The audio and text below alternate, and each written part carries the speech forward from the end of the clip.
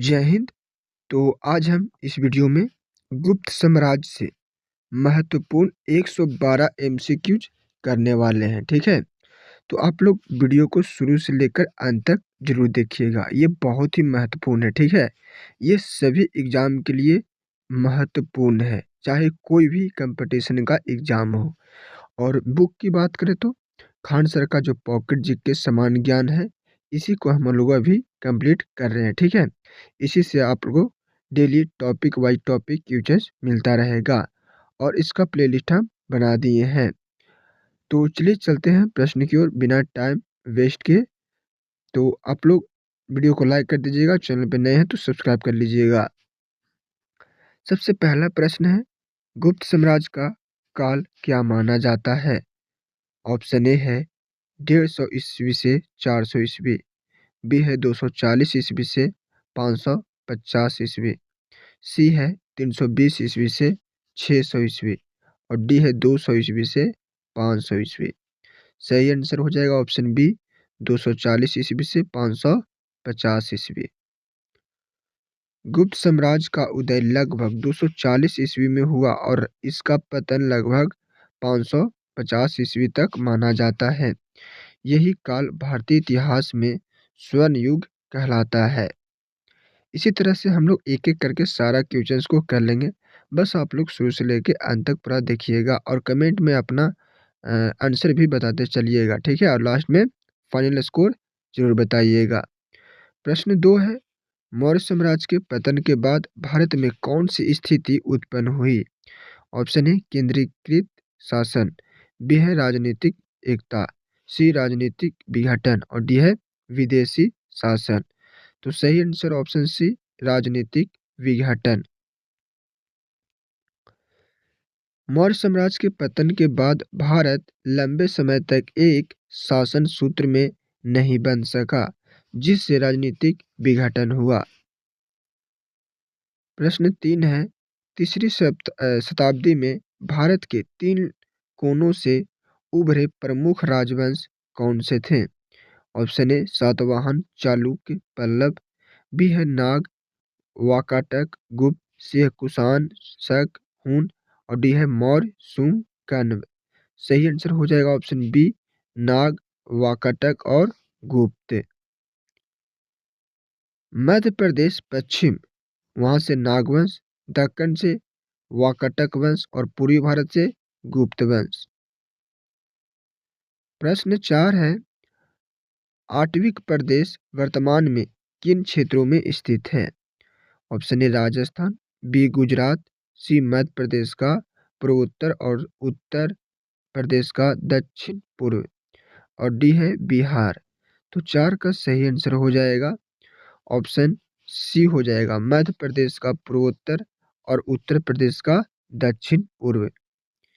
यह क्षेत्र घने वनों से घिरा था, इसलिए इसे आठवीं वन साम्राज्य कहा गया। और आप लोग याद रखिए कि ये वीडियो आपको डेली सुबह मॉर्निंग में मिल जाएगा 5 से 6 के बीच में। तो आप इसे डेली देखने के लिए हैबिट बना लीजिए मॉर्निंग में।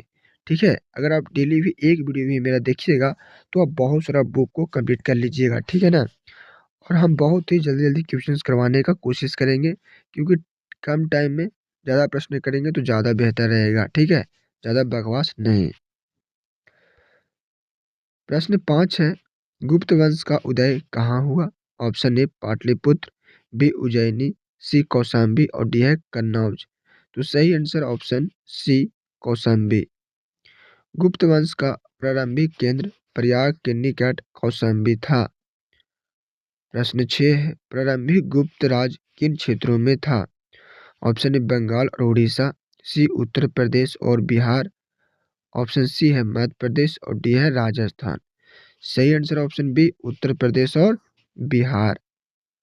प्रारंभिक गुप्त मुद्राएं और अभिलेख मुख्यतः 2 प्रदेश में मिले हैं। प्रश्न 7 है, गुप्त शासक संभवतः किसके समान थे? ऑप्शन ए मौर्य, बी हो जाएगा शुंग, सी कुषाण और डी है सातवाहन। सही आंसर ऑप्शन सी कुषाण। इतिहासकारों के अनुसार गुप्त प्रारंभ में कुषाणों के सामंत रहे होंगे। प्रश्न 8 है, गुप्त वंश का संस्थापक कौन था? ऑप्शन ए हो जाएगा चंद्रगुप्त प्रथम, बी समुद्रगुप्त, सी श्रीगुप्त और डी है घटोत्कच। सही answer option C Shrigupta. Shrigupta 240 से 280 ईस्वी तक गुप्त वंश का संस्थापक था। ठीक है दोस्तों, यहाँ होता है हर किताब का दैड। ठीक है, तो आप लोग हमसे जरूर जुड़ जाइएगा। सब्सक्राइब नहीं किए हैं तो सब्सक्राइब कर लीजिएगा और बेल आइकन को दबा लीजिएगा। ठीक है, ताकि सबसे पहले आपको नोटिफिकेशन मिलता रहे। प्रश्न 9 है, श्रीगुप्त ने कौन सी उपाधि धारण की थी? ऑप्शन ए महाराज धीराज, बी सम्राट, सी महाराज और डी है चक्रवर्ती। सही आंसर ऑप्शन सी हो जाएगा महाराज। उस समय महाराज सामंतों की उपाधि मानी जाती थी। प्रश्न 10 है, चीनी यात्री इत्सिंग के अनुसार श्रीगुप्त ने कहाँ मंदिर बनवाया?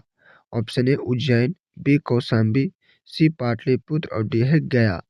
सही आंसर ऑप्शन सी पाटलिपुत्र। चीनी यात्री इत्सिंग के अनुसार श्रीगुप्त ने पाटलिपुत्र में बौद्ध मंदिर बनवाया।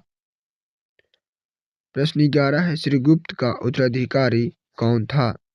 Option A Samudragupta, B Chandragupta प्रथम, सी घटोत्कच और डी है रामगुप्त। 11 का सही answer option C Ghatotkacha. Ghatotkacha 280 से 319 ईस्वी श्रीगुप्त का पुत्र और उत्तराधिकारी था। प्रश्न 12 है, गुप्त वंश का वास्तविक संस्थापक किसे माना जाता है? ऑप्शन ए है श्रीगुप्त, बी घटोत्कच, सी चंद्रगुप्त प्रथम और डी है समुद्रगुप्त। तो सही आंसर ऑप्शन सी चंद्रगुप्त प्रथम। चंद्रगुप्त प्रथम ने महाराज की उपाधि धारण कर गुप्त साम्राज्य को वास्तविक स्वरूप दिया। प्रश्न 13 है, चंद्रगुप्त प्रथम ने किस वंश की राजकुमारी से विवाह किया? ऑप्शन ए शक, बी नाग, सी लिच्छवी और डी है कुषाण। सही answer option C Lichchhavi. Chandragupta प्रथम ने लिच्छवी राजकुमारी कुमार देवी से विवाह किया, जिससे गुप्तों की शक्ति बढ़ी। प्रश्न 14 है, गुप्त संवत की शुरुआत कब हुई? ऑप्शन ए 300, ऑप्शन बी 310, सी 319 से 320 और डी है 325। सही आंसर ऑप्शन सी 319 से 320 ईस्वी। गुप्त संवत का आरंभ चंद्रगुप्त प्रथम के शासनकाल में हुआ। प्रश्न 15 है, राजा रानी प्रकार के सिक्के सर्वप्रथम किसने चलाए? Option A Samudragupta, B Shrigupta, C Chandragupta प्रथम और डी है चंद्रगुप्त द्वितीय। तो 15 का सही आंसर हो जाएगा ऑप्शन सी चंद्रगुप्त प्रथम। चंद्रगुप्त प्रथम ने विवाह प्रकार श्री सिक्के और राजा रानी प्रकार के सिक्के जारी किए। अब हम लोग प्रश्न देखेंगे समुद्रगुप्त से, जिसका समय काल था 335 ईस्वी से 375 ईस्वी। प्रश्न है, समुद्रगुप्त किस गुप्त शासक का पुत्र था? ऑप्शन ए है श्रीगुप्त, बी घटोत्कच, सी चंद्रगुप्त प्रथम और डी है चंद्रगुप्त द्वितीय। 16 का सही आंसर ऑप्शन सी चंद्रगुप्त प्रथम। चंद्रगुप्त प्रथम के बाद उसका पुत्र समुद्रगुप्त 335 ईस्वी में गद्दी पर बैठा। प्रश्न 17 है, समुद्रगुप्त को गुप्त वंश का सबसे महान शासक क्यों माना जाता है? ऑप्शन ए है क्योंकि वह धार्मिक था, बी है क्योंकि उसने विशाल साम्राज्य स्थापित किया, ऑप्शन सी है क्योंकि उसने सबसे अधिक मंदिर बनवाए और ऑप्शन डी है क्योंकि उसने राजधानी बदली। सही आंसर ऑप्शन बी क्योंकि उसने विशाल साम्राज्य स्थापित किया। समुद्रगुप्त एक महान विजेता, साम्राज्यवादी और आक्रमणकारी शासक था, जिसने लगभग संपूर्ण भारत पर विजय प्राप्त की। प्रश्न 18 है, समुद्रगुप्त ने उत्तर भारत में कितने शासकों को पराजित किया? ऑप्शन ए 7, बी 8, सी 9 और डी है 12। सही आंसर ऑप्शन सी 9 हो जाएगा।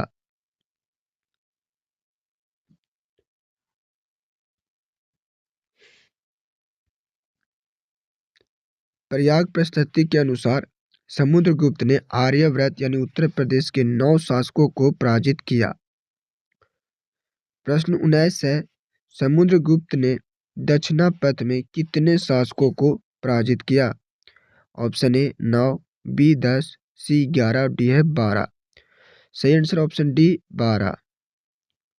दक्षिण भारत दक्षिणापथ के 12 शासकों को पराजित किया, लेकिन उनका गुप्त साम्राज्य में विलय नहीं किया। प्रश्न 20 है, दक्षिण के शासकों के साथ समुद्रगुप्त की नीति क्या थी? ऑप्शन ए हत्या, बी निर्वासन, सी साम्राज्य में विलय और डी पराजित कर पुनः शासन सौंपना। तो 20 का सही आंसर हो जाएगा ऑप्शन डी, पराजित कर पुनः शासन सौंपना। समुद्रगुप्त ने दक्षिणी शासकों को हराकर उन्हें पुनः उनका राज लौटा दिया, केवल कर और अधीनता स्वीकार करवाई। प्रश्न 21 है, समुद्रगुप्त को भारत का नेपोलियन किस इतिहासकार ने कहा? Option A James Mill, B Vincent Smith, C Smith और डी है क्यून। सही answer option B Vincent Smith. उसके निरंतर विजयों के कारण इतिहासकार विसेंट स्मिथ ने समुद्रगुप्त को भारत का नेपोलियन कहा। प्रश्न 22 है, समुद्रगुप्त के किस गुण का उल्लेख उसके सिक्कों से होता है? ऑप्शन ए युद्ध कला, बी स्थापत्य कला, सी संगीत प्रेम और डी है प्रशासन। सही आंसर ऑप्शन सी संगीत प्रेम। समुद्रगुप्त के सिक्कों पर उसे वीणा बजाते हुए दिखाया गया है, जिससे वह एक संगीत सिद्ध होता है। प्रश्न 23 है, समुद्रगुप्त को कौन सी उपाधि दी गई थी? ऑप्शन ए विक्रमादित्य, बी कविराज, सी सक्रियदित और डी है परम भागवत। सही आंसर ऑप्शन बी कविराज। समुद्रगुप्त स्वयं कवि था और विद्वानों का संरक्षक था, इसलिए उसे कविराज कहा गया। प्रश्न 24 है, समुद्रगुप्त का दरबारी विद्वान कौन था? Option A Kalidas, B Amar Singh, C Harisena, D है विष्णु शर्मा। सही answer option C Harisena. Harisena Samudragupta का दरबारी कवि था। प्रश्न 25 है, प्रयाग प्रशस्ति की रचना किसने की? Option A Samudragupta, B Harisena, C Kalidas, D Vishakhadatta. 25 का सही answer option B Harisena. Prayag प्रशस्ति इलाहाबाद स्तंभलेख हरिसेन द्वारा संस्कृत भाषा में लिखी गई। प्रश्न 26 से समुद्रगुप्त किस देवता का उपासक था? Option A Shiva, B Budh, C Vishnu और डी है सूर्य। 26 का सही answer option C Vishnu. Samudragupta वैष्णव था और विष्णु की पूजा करता था। प्रश्न 27 है, समुद्रगुप्त ने किस बौद्ध विद्वान को संरक्षण दिया? ऑप्शन ए नागार्जुन, बी अश्वघोष, सी वसुबंधु और डी है बुद्ध घोष। सही आंसर ऑप्शन सी वसुबंधु। महान बौद्ध भिक्षु वसुबंधु को समुद्रगुप्त का संरक्षण प्राप्त था। अब हम लोग रामगुप्त से जुड़ा विवाद से प्रश्न करेंगे। प्रश्न 28 से रामगुप्त के समय किस शासक ने आक्रमण किया? Option A Rudrasena, B Rudradaman, C Rudra Singh और डी है चस्तन। तो सही answer option C Rudra Singh तृतीय। प्रश्न 29 है, रुद्र सिंह तृतीय ने रामगुप्त से क्या मांग की थी?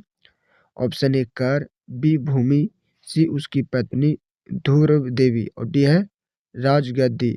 29 का सही आंसर ऑप्शन सी उसकी पत्नी ध्रुव देवी की। शक शासक ने रामगुप्त से उसकी पत्नी ध्रुव देवी को अपने शिविर में भेजने की मांग की। प्रश्न 30 है, रुद्र सिंह तृतीय की हत्या किसने की? Option A Ramagupta, B Samudragupta, C Chandragupta द्वितीय और डी है स्कंदगुप्त। तो इसका सही आंसर हो जाएगा ऑप्शन सी चंद्रगुप्त द्वितीय।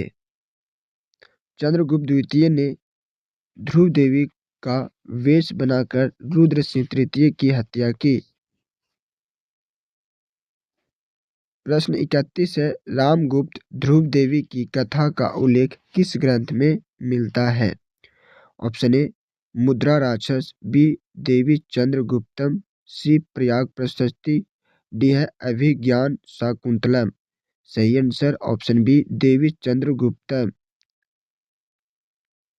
इस घटना का वर्णन विशाखदत्त की कृति देवी चंद्रगुप्तम में मिलता है।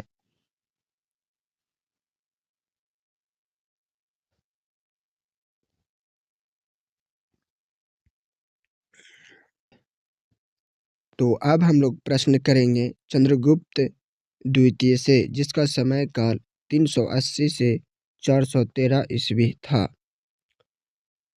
प्रश्न 32 है, चंद्रगुप्त द्वितीय ने कौन सी उपाधि धारण की? Option A Shakraditya, B Vikramaditya, C परमेश्वर और डी है कविराज। तो 32 का सही आंसर ऑप्शन बी विक्रमादित्य। प्रश्न 33 है, चंद्रगुप्त द्वितीय ने किसके विरुद्ध विशेष चांदी के सिक्के चलाए? ऑप्शन ए कुषाण, बी हून, सी शकों और डी है नाग। सही आंसर ऑप्शन सी हो जाएगा शकों।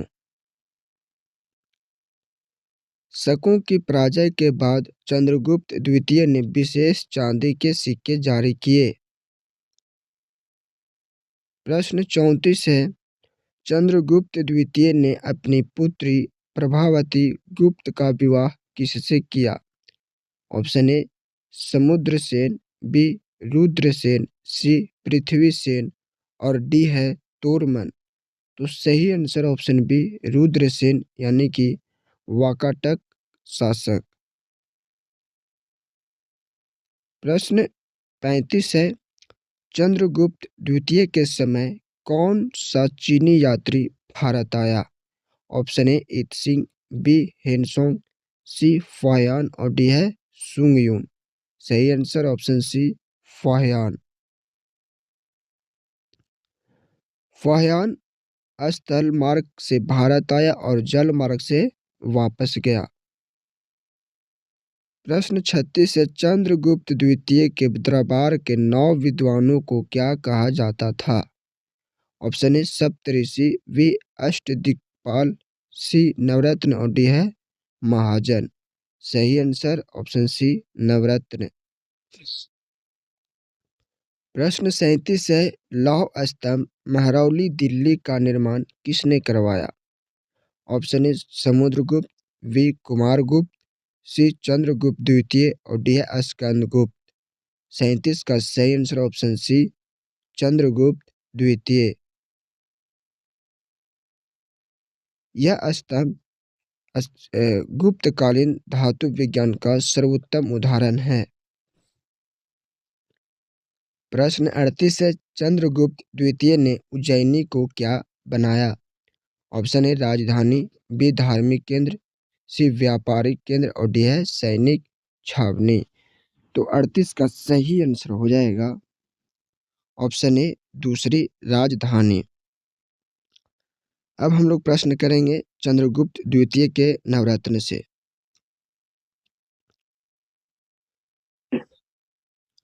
प्रश्न 39 है, चंद्रगुप्त द्वितीय के दरबार के विद्वानों को सामूहिक रूप से क्या कहा जाता था? ऑप्शन ए सप्तऋषि, बी अष्टदिक्पाल, सी नवरत्न और डी है महामंडल।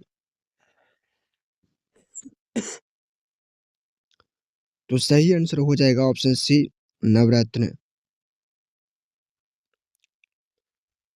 चंद्रगुप्त द्वितीय के दरबार में 9 महान विद्वान थे जिन्हें नवरत्न कहा गया। प्रश्न 40 से निम्न में से कौन चंद्रगुप्त द्वितीय के नवरत्नों में शामिल थे? Option A Aryabhata, B Kalidasa, C Brahmagupta और डी है दंडिन। सही answer option B Kalidasa. Kalidasa Chandragupta द्वितीय के दरबार के सर्वश्रेष्ठ कवि थे। प्रश्न 41 है, निम्न में से कौन सा नवरत्न शब्दकोश कोश का रचनाकार था?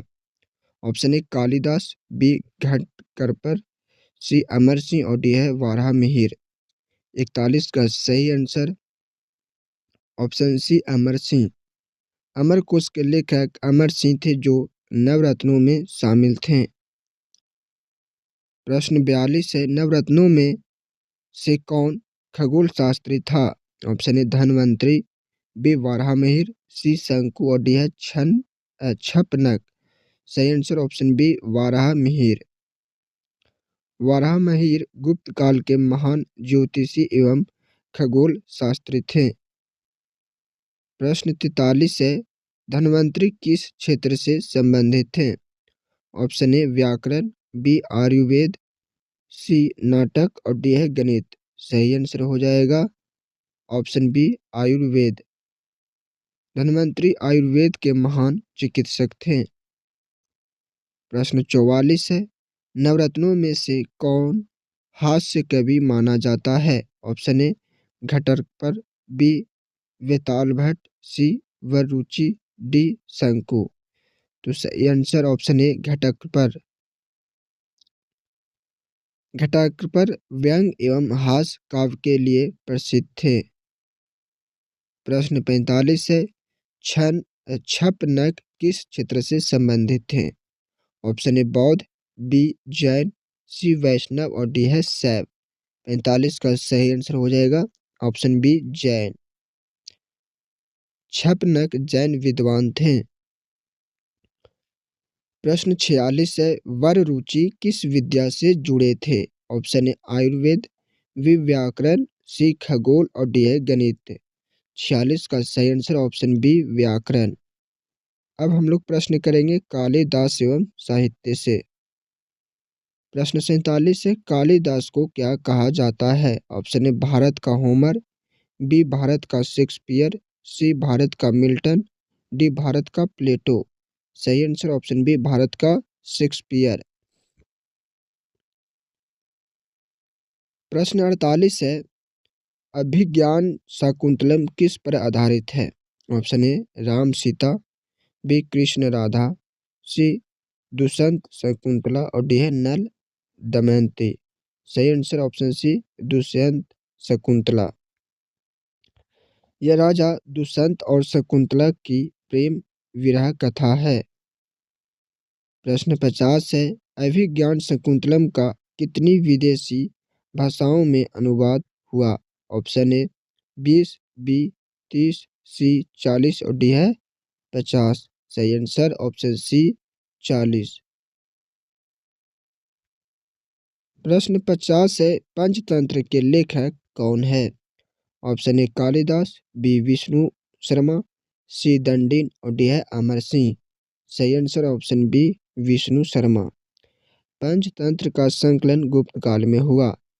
दोस्तों हम लोग अभी तक 50 प्रश्न कर चुके हैं, वो भी मात्र 24 मिनट में। ठीक है, तो हम लोग फटाफट रिवाइज कर रहे हैं। तो आप लोग अभी तक लाइक नहीं किए तो लाइक करिए, चैनल को सब्सक्राइब नहीं किए हैं तो सब्सक्राइब करिए और वीडियो को ज़्यादा से ज़्यादा शेयर करिए और कमेंट में आंसर भी आप लोग जरूर बताते चलिएगा। ठीक है, और लास्ट में फाइनल स्कोर जरूर बताइएगा। चलिए आगे प्रश्न देखते हैं। अब हम लोग प्रश्न करेंगे कुमार गुप्त महेंद्रदित्य के से, जिसका समय काल है 415 से 454 ईस्वी। प्रश्न 51 है, कुमार गुप्त के शासन की प्रथम तिथि किस अभिलेख से ज्ञात होती है? ऑप्शन ए प्रयाग प्रशस्ति, बी भीतरी लेख, सी विलसई अभिलेख और डी है जूनागढ़ अभिलेख। तो सही आंसर ऑप्शन सी विलसई अभिलेख।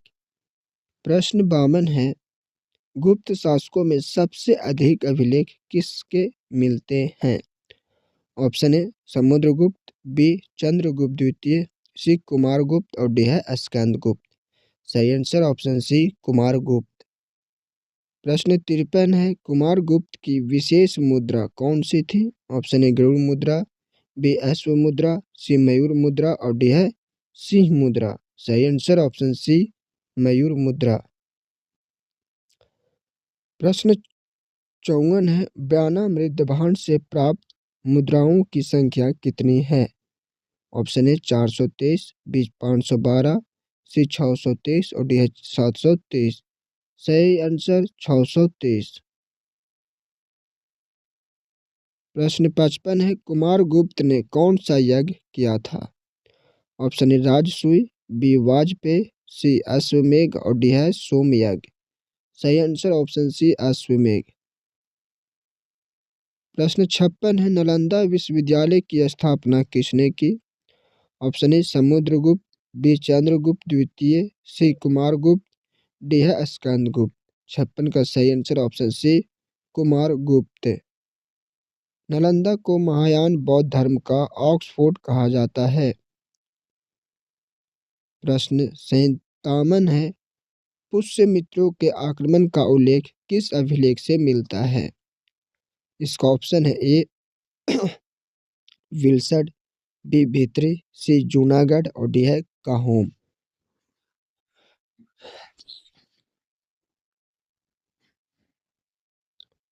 तो सही आंसर ऑप्शन बी भित्री लेख। प्रश्न 58 है, पुष्यमित्रों से युद्ध हेतु कुमारगुप्त ने किसे भेजा? Option A Samudragupta, B Ramagupta और सी है स्कंदगुप्त, डी भानुगुप्त। सही आंसर ऑप्शन सी स्कंदगुप्त। अब हम लोग प्रश्न करेंगे स्कंदगुप्त से, जिसका समय काल 455 से 467 ईस्वी है। प्रश्न 59 है, स्कंदगुप्त किस गुप्त शासक का पुत्र था? Option A Samudragupta, B Chandragupta द्वितीय, सी कुमारगुप्त और डी है रामगुप्त। सही आंसर हो जाएगा ऑप्शन सी कुमारगुप्त। कुमारगुप्त की मृत्यु के बाद उसका पुत्र स्कंदगुप्त गद्दी पर बैठा। प्रश्न 60 है, स्कंदगुप्त को सबसे पहले किस आक्रमण का सामना करना पड़ा? ऑप्शन ए शक, बी कुषाण, सी हुन और डी है पुष्यमित्र। सही आंसर ऑप्शन सी हुन। प्रश्न 61 है, स्कंदगुप्त के किस अभिलेख में हुनों को मल्लेच्छ कहा गया है? ऑप्शन ए भित्री लेख, बी विल्सण लेख, सी जूनागढ़ लेख और डी है काहोम लेख। 61 का सही आंसर हो जाएगा ऑप्शन सी हो जाएगा जूनागढ़ लेख। जूनागढ़ अभिलेख में हुनों का मल्लेच्छ कहा गया है। प्रश्न 62 है, सुदर्शन झील का पुनर्निर्माण किसने कराया? ऑप्शन ए चंद्रगुप्त द्वितीय, बी कुमारगुप्त, सी स्कंदगुप्त और डी है भानुगुप्त। सही आंसर ऑप्शन सी स्कंदगुप्त। प्रश्न 63 है, सुदर्शन झील के पुनर्निर्माण का कार्य किसे सौंपा गया था? Option A Harisena, B Chakrapalita, C Karnadatta और डी है वीरसेन। सही answer option B Chakrapalita. Chakrapalita Parnadatta का पुत्र था। प्रश्न 64 है, चक्रपालित ने सुदर्शन झील के पास क्या बनवाया? ऑप्शन ए शिव मंदिर, बी बुद्ध विहार, सी विष्णु मंदिर और डी है सूर्य मंदिर। ऑप्शन सी सही आंसर हो जाएगा विष्णु मंदिर। प्रश्न 65 है, स्कंदगुप्त की उपाधि क्या थी? ऑप्शन ए विक्रमादित्य, बी है शंकरादित्य, सी क्रमादित्य और डी है महेंद्रादित्य। सही आंसर ऑप्शन सी क्रमादित्य। काहोम अभिलेख से स्कंदगुप्त की उपाधि क्रमादित्य ज्ञात होती है। प्रश्न 66 है, हुनों का आक्रमण किस वर्ष प्रारंभ हुआ?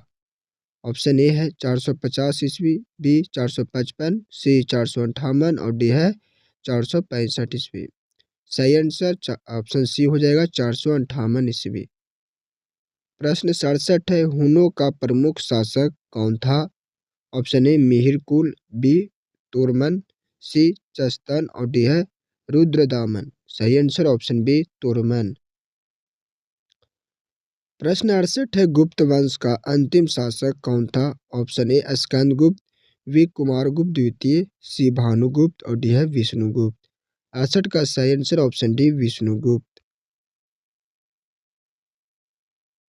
प्रश्न 69 है, छठी शताब्दी में भारत आने वाला चीनी यात्री कौन था? Option A Fahien, B Itsing, C Hiuen Tsang और डी है सुंगयुन। सही आंसर ऑप्शन डी सुंगयुन 518 ईस्वी में। अब हम लोग प्रश्न करेंगे गुप्त प्रशासनिक व्यवस्था से। प्रश्न 70 है, गुप्त प्रशासन में भुक्ति किसे कहा जाता था? ऑप्शन ए जिला, बी ग्राम, सी राज्य, डी तहसील। सही आंसर ऑप्शन सी राज्य। प्रश्न 71 है, विषय का अर्थ क्या था? ऑप्शन ए राज्य, बी संभाग, सी जिला, डी तहसील। सही आंसर ऑप्शन बी संभाग। प्रश्न 72 है, गुप्त काल में पेठ किस प्रशासनिक इकाई को कहते थे? ऑप्शन ए ग्राम, बी जिला, सी तहसील, डी राज्य। सही आंसर ऑप्शन सी तहसील। प्रश्न 73 है, पदाधिकारियों के श्रेष्ठ वर्ग को क्या कहा जाता था? ऑप्शन ए महासम्मान, बी कुमार रामत, सी अमात्य, डी महाजन। सही आंसर ऑप्शन बी कुमारा मात्य। प्रश्न 74 है, भूमि बिक्री से संबंधित विवरण किस अभिलेख से मिलता है? ऑप्शन ए प्रयाग प्रशस्ति, बी दामोदरपुर ताम्रपत्र, सी भीतरी लेख और डी है जूनागढ़ लेख। सही आंसर ऑप्शन बी दामोदरपुर ताम्रपत्र। अब प्रश्न करेंगे कर व्यवस्था से। प्रश्न 75 है, गुप्त काल में भू राजस्व कितना लिया जाता था? ऑप्शन ए 1/10, बी है 1/8, सी 1/6 से 1/4 और डी है 1/3। सही आंसर ऑप्शन सी 1/6 से 1/4। प्रश्न 76 है, भू राजस्व को क्या कहा जाता था? ऑप्शन ए भोग, बी उदंग, सी भाग, डी शुल्क। सही आंसर हो जाएगा ऑप्शन सी भाग। प्रश्न 77 है, राजा को प्रतिदिन दी जाने वाली भेंट को क्या कहते थे? ऑप्शन ए ऊपरी कर, बी भोग, सी उदंग, डी शुल्क। सही आंसर ऑप्शन बी भोग। प्रश्न 78 है, विदेशी वस्तुओं के आयात पर लगने वाला कर क्या कहलाता था? ऑप्शन ए शुल्क, बी भूतावात प्रत्यय, सी हलीवकर, डी है ऊपरी कर। सही आंसर ऑप्शन बी भूतावात प्रत्यय। प्रश्न 79 है, हल हल रखने वाले कृषक द्वारा दिए जाने वाले कर को क्या कहा जाता था? ऑप्शन ए भाग, बी ऊपरी कर, सी हलीवकर और डी है उदंग। सही आंसर ऑप्शन सी हलीवकर। अब हम लोग अर्थव्यवस्था से प्रश्न करेंगे। प्रश्न 80 है, गुप्त काल में सोने के सिक्के को क्या कहा जाता था? ऑप्शन ए कारसापन, बी पन, सी दिनार, डी निष्क। सही आंसर ऑप्शन सी दिनार। प्रश्न 81 है, गुप्त काल में सबसे महत्वपूर्ण उद्योग कौन सा था? ऑप्शन ए लौह, बी रेशम, सी वस्त्र, डी विद्यमान। सही आंसर हो जाएगा ऑप्शन सी वस्त्र उद्योग। प्रश्न 82 है, सभी व्यापारिक मार्ग कहाँ आकर मिलते थे? Option A Pataliputra, B Ujjain, C Kannauj, D Tamralipti. सही आंसर ऑप्शन बी उज्जैन। प्रश्न 83 है, लेखन व एवं लेखा जोखा करने वाले वर्ग को क्या कहा जाता था? ऑप्शन ए ब्राह्मण, बी कायस्थ, सी वैश्य, डी शूद्र। सही आंसर ऑप्शन बी कायस्थ। कायस्थों का प्रथम उल्लेख याज्ञवल्क्य ने किया है। अब हम प्रश्न करने वाले हैं गुप्तकालीन धर्म से।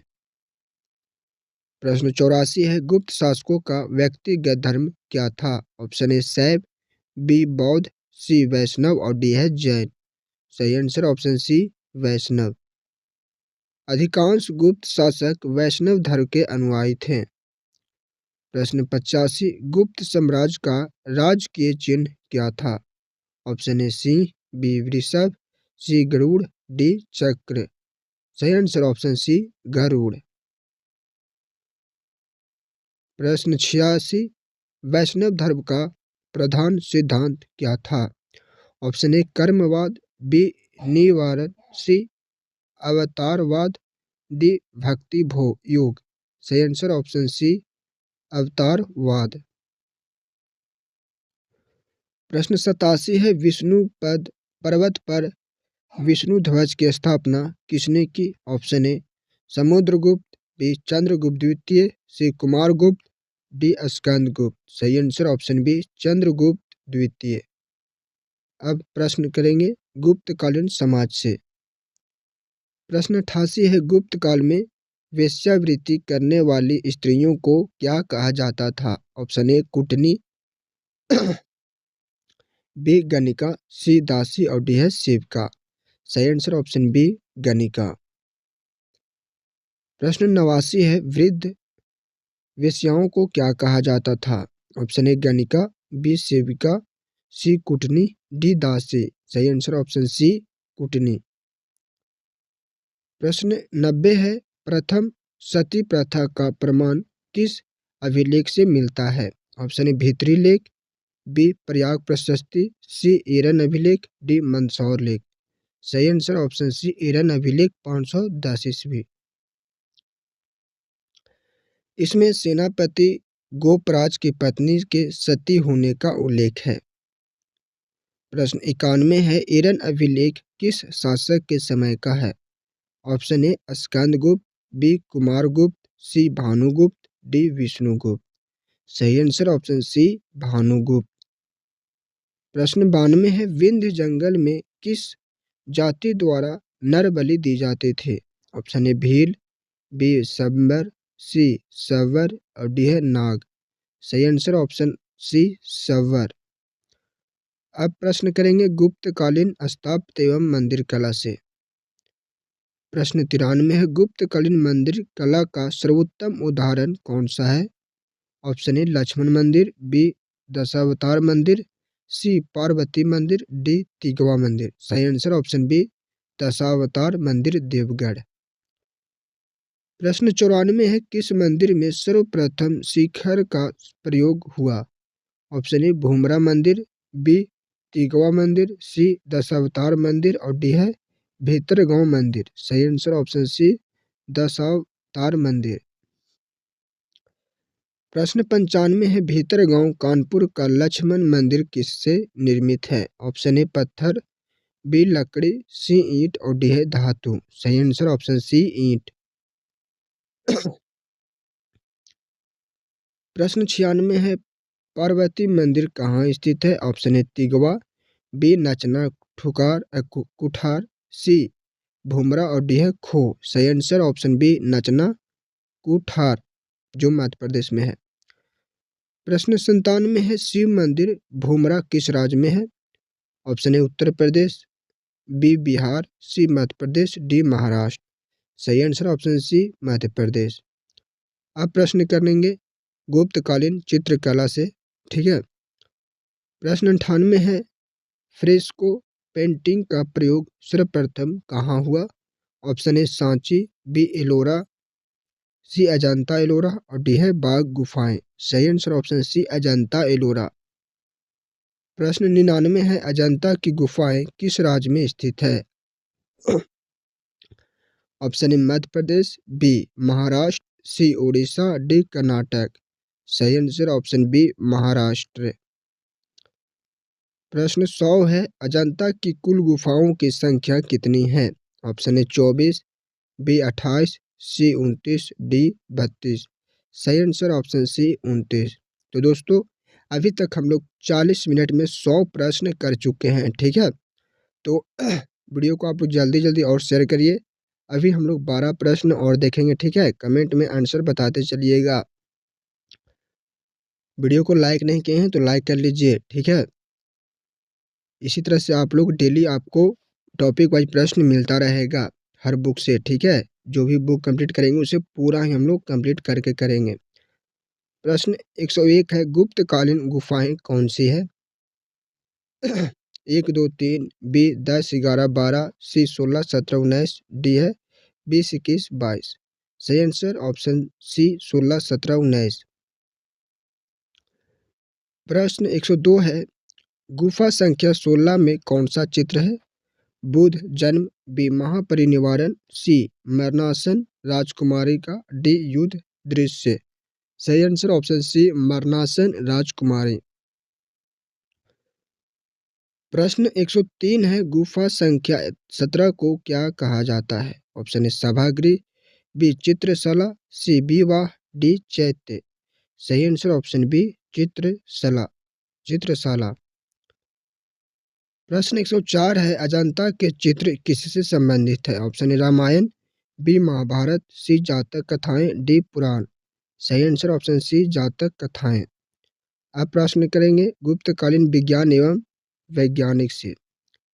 प्रश्न 105 है, गुप्त काल के सबसे महान गणितज्ञ कौन थे? Option A Brahmagupta, B Bhaskaracharya, C Aryabhata, D Varahamihira. सही आंसर ऑप्शन सी आर्यभट्ट। प्रश्न 106 है, आर्यभट्ट की प्रमुख रचना कौन सी है? ऑप्शन ए पंच सिद्धांतिका, बी आर्यभट्टीय, सी ब्रह्मस्फुट सिद्धांत, डी सिद्धांतिक शिरोमणि। Option B Aryabhatiya. प्रश्न 107 है, आर्यभट्ट का सबसे बड़ा योगदान क्या था? शून्य की खोज, पृथ्वी की त्रिज्या का मान, सी बीजगणित, और डी है त्रिकोणमिति। सही आंसर ऑप्शन बी पृथ्वी की त्रिज्या का मान। प्रश्न 108 है, गणित और खगोल शास्त्र को अलग अलग करने वाला विद्वान कौन था? Option A Varahamihira, B Brahmagupta, C Aryabhata, D Bhaskaracharya. Option C सही आंसर है आर्यभट्ट। प्रश्न 109 है, फलित ज्योतिष कुंडली पर बल किसने दिया? Option A Aryabhata, B Brahmagupta, C Varahamihira, D Bhaskaracharya. सही आंसर ऑप्शन सी वाराहमिहिर। प्रश्न 110 से पंच सिद्धांतिका के लेखक कौन थे? Option A Aryabhata, B Varahamihira, C Brahmagupta, D है भास्कराचार्य। सही आंसर ऑप्शन बी वाराहमिहिर। प्रश्न 111 है, आयुर्वेद ग्रंथ अष्टांग हृदय के लेखक कौन थे? Option A Charaka, B Sushruta, C Vagbhata, D Dhanvantari. सही आंसर ऑप्शन सी वाग्भट। प्रश्न 112 है, नवीनतम किससे संबंधित ग्रंथ है? ऑप्शन ए खगोल, बी गणित, सी आयुर्वेद, और डी व्याकरण। Option C Ayurveda. तो यहाँ से प्रश्न डन हो गया है। ठीक है, गुप्त सम्राट से जो भी इम्पोर्टेंट प्रश्न था हम टोटल 112 करवा चुके हैं। अब यहाँ से आपको एक भी प्रश्न नहीं छूटा है। ठीक है, अब आप किसी भी एग्जाम का क्वेश्चन बनाइएगा, यहाँ से पक्का आपको मिल जाएगा। ठीक है ना, तो और कोई वीडियो देखने की ज़रूरत नहीं है, बस आप इसे 1 से 2 बार देख लीजिएगा, पूरा आपको समझ में आ जाएगा। तो मिलते हैं अगले वीडियो में अगले टॉपिक पर। ठीक है, इसी तरह से हम लोग एक एक टॉपिक करके पूरा बुक को कंप्लीट कर लेंगे बहुत ही जल्द। ठीक है ना।